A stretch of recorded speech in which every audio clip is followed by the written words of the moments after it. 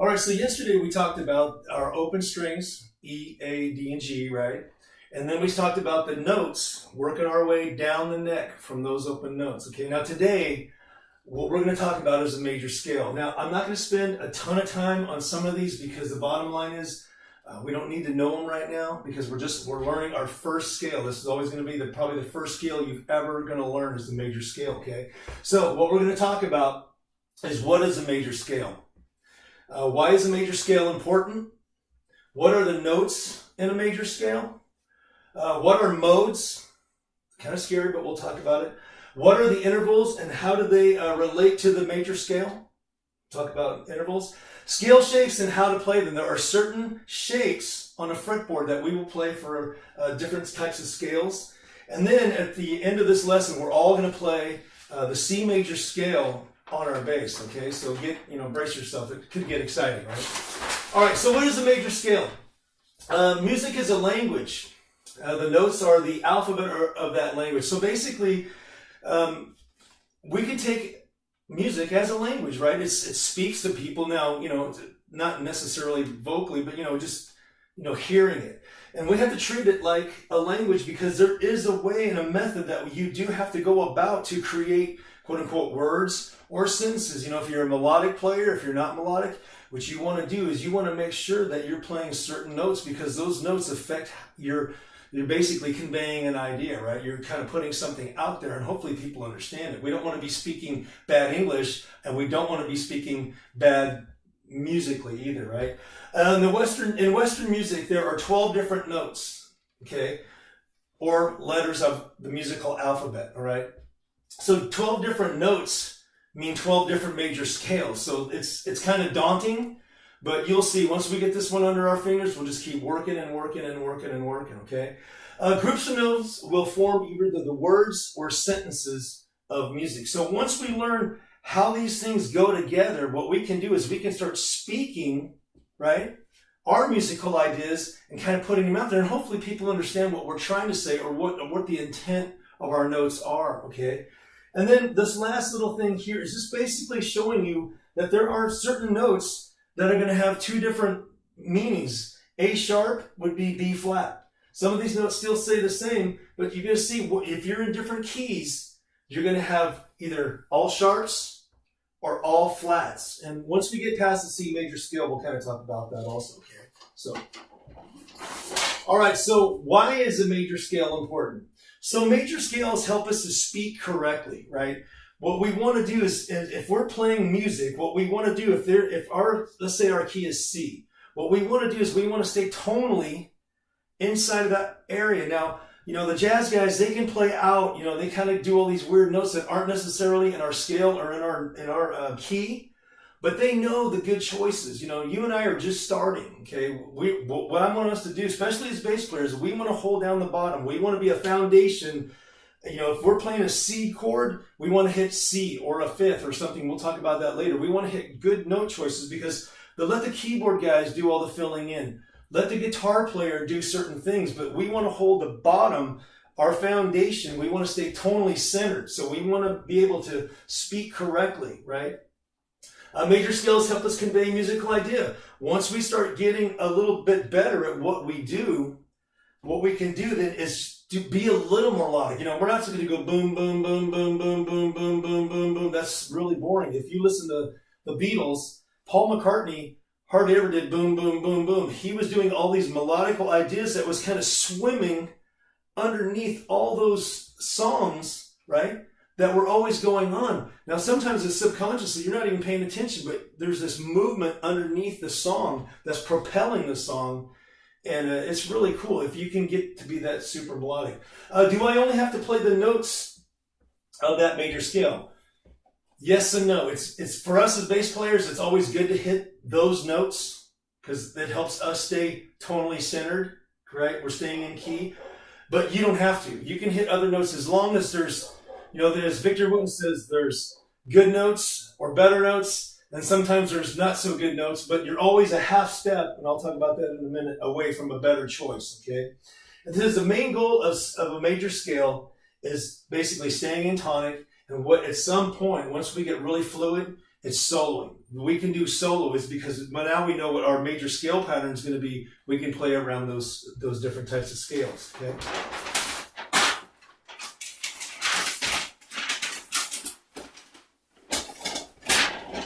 Oh, okay. All right. So sorry about that. So the major scale formula. So this is a formula for a major scale. Basically, if we're doing a C major scale, our root note is first. Then we're going to go a whole tone. That's a whole tone. And then we go another whole tone. And we do a half tone. And I'll explain all this in a second. Whole tone, whole tone, whole tone, half tone. Okay. So what I'm talking about is here's our C major scale. Or these are our notes that we're going to play. From some C to D is a whole tone. From D to E is a whole tone, right? E to F, half tone. F to G, whole tone. G to A, whole tone. A to B, another whole tone. And then B to C is a half tone. So what I mean by that is on your bass, let's say E, A, D, G. That's the end of our bass, right? These are our notes. And let's say I'm going to play a C. If my C is here on my A string, here it goes B flat to B to C. If I'm doing a whole tone, that's 3 frets apart. 1, 2, 3.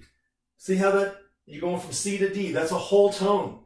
Now, if I was going to go from C to C sharp, or D flat, whatever one you want to call it, it's a half step. Or I'm just moving it 1 fret.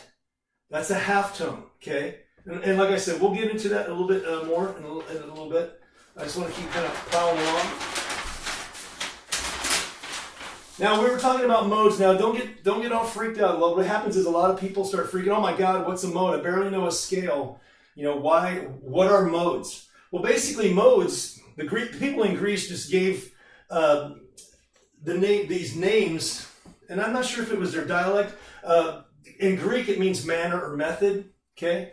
And they were named after various regions. So in Greece, there was all these different regions, and I don't know if there's like a dialect or different kind of language they spoke. I'm not exactly sure, but here's what they're kind of talking about. So here's our major scale: C, D, E, F, G, A, B, C. Okay, the C is the Ionian mode, or AKA the major scale. The D is the Dorian mode. So if we start on D, and it kind of changes, that's the second. And we'll talk about that a little bit later. The Dorian mode is a minor one, okay? If we started on E, that would be the Phrygian mode. All we're doing is playing the same notes in a different pattern because we're starting on different notes, okay? And I don't want to spend too much time on that. We'll talk about that later. I just want to get the major scale, C major scale underhand, and we'll start talking about these different modes. If we started on F, that would be a Lydian mode. That would be a major chord, okay? If we started on the G, that's a Mixolydian. That's another major, okay? If we started on A, it would be your Aeolian mode. That's a minor mode. Okay? And then Locrian mode, basically all the black keys on a piano, that's, if you play all those, that's the Locrian mode. Or as the church likes to call it, the devil's mode. Okay? And that's also a minor one. So like again, we're not going to spend a ton of time on this. I just want to get to our major scale. But it's good to know. Now, intervals. What are intervals? Basically, all intervals are just numbers. Okay? The interval so let's just say C is 1. If we're doing a C major scale, C is 1. D would be 2. E would be 3. F would be 4. G would be 5. A would be 6. B would be 7. And then we hit our octave, or 8. Okay? That would be C. Sometimes you guys, when you start looking at charts, you're going to see like a C sharp 5 or flat 5 or flat 9. All it's telling you is whatever, if this was a 5, they're moving it back a half step one way or another, okay? So then also what you want to know is when we talk about these intervals, basically what intervals are doing is they're creating chords, okay? If we stacked, they call it stacking thirds. If we took the 1, 3, 5, and 7 in the C major scale, that would be a C major chord. Okay, now I don't want to spend too much time on that because we're not going to be doing chords. The thing about intervals, especially, is in Nashville, for the country and the contemporary Christian music, basically what they do is they have a thing called the Nashville number system. So when you get a chart, it doesn't have like A, B, C, D. It has 1, 2, 3, 4, 5. So you have to know where your intervals are in relationship to whatever scale you're playing, okay? All right, so the major scale shape. This is our major scales. We're gonna talk about this one. Now on the piano, it repeats, right? Every time I see these 2 black keys, I know the C is going to be on the left-hand side, D is going to be on the right. It just repeats, it repeats, it repeats. Now on a bass, it doesn't repeat. We look at this, all I see is metal strings, metal frets, a bunch of wood, and these dots every so often, right? So it's hard to take a look at this thing and say, you know what? I know this is C, or I know that's C, or I know this is C. Sometimes we just have to physically walk it out. So this right here, this is what I want to talk about today. This is our formula, if you will, for a major scale, for a C major scale, okay? We're on the A string, so it's go B flat or A sharp, B, C. So we're going to go C, D, E, F, G, A, B, C. No sharps, no flats. Boom, okay? Also notice here, this is your, well, I traced it this way, but if I should have probably traced it this way, but just take a look at this. This is your fretting hand if you're a right-handed person, right? This is your 1. This is your 2. This is your 3. This is your 4. What I mean by that is you're going to start, basically you're always going to start your scale with your middle finger because it helps you do this pattern, this shape. So you go C with your second finger, D with your fourth finger, E with your first, F with your second, G with your fourth, A with your first, B with your third, and then C, right? That's our octave. So let's take a look at this. What I'm going to do here, I'll just go ahead and just put my bass on. Now, I'm going to go over this real slow, okay? And we talked about this yesterday. So now you guys have 4 strings. This is a 5 string. That's a B string, okay? Let's not worry about that guy for now, okay? You guys just have 4 strings. So this was E, A, D, and G, right? That's what we talked about yesterday, okay? So on my A string, this guy here, that's an open note, that's an open A. So I'm gonna go B flat, B, C. This is C right here, right there. So now what I'm gonna do is I'm gonna go C to D. See that? That's a whole step. So then I'm going to go to E, right? This one here. F, it's a half step. G, that's a whole step. Okay. A, now we're on the G string. That's another whole step. That's another whole step. That's B, and then we end up on C. Okay. C, D, E, F, G, A, B, or do, re, mi, so, fa, so, do, do. You know, we're not going to go through the hills of Switzerland singing the sound of music, but it does give you, you know, if you want to do it that way, do, re, mi, fa, sol, la, ti, do. That's another way that you can kind of think about it. Again, middle finger. We're starting on the middle finger. C, D, E, F, G, A, B, C. And that's the fingering that you want to use, okay? Now, that's a C note right here. Now, on your E string, if we go down here, G, A, B, here's another C. And the shape still works. Right? Then we can go here. Now, remember, our 12th fret is basically like we're starting over again, right? So if this is A, B flat to B to C, I got another C down here.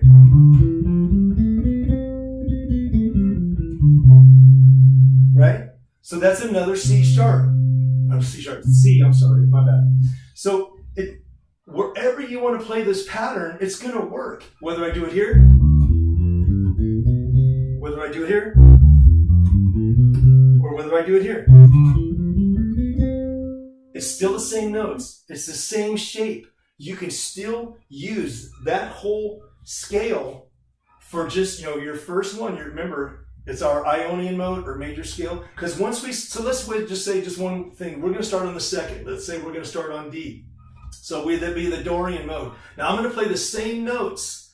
They're just in different order. So if I go D, E, F, G, A, B, C.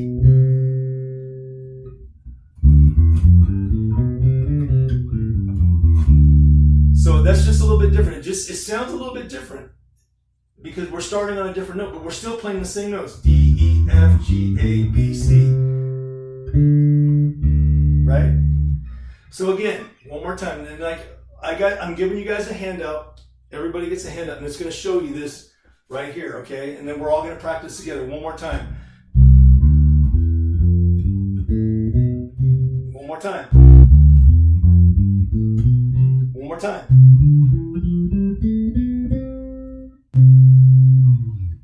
All right, so what did we talk about today? So our recap. We talked about what a major scale is, right? Why is it important? We talked about that also. Remember, this is all important. We talked about the notes of the major scale. We talked about intervals. We talked about scale shapes and modes. And then we got to actually play on our bass, which is always, at the end of the day, that's what we want. All right. So everybody go ahead and grab that handout that I had you guys do. And what I want to do is just sit in front of you and just play. I want you guys to get this under your fingers. I want you to go up and then, okay? All right, man. So let's get started. And if you got any questions, let me come by and I'll answer for you. All right?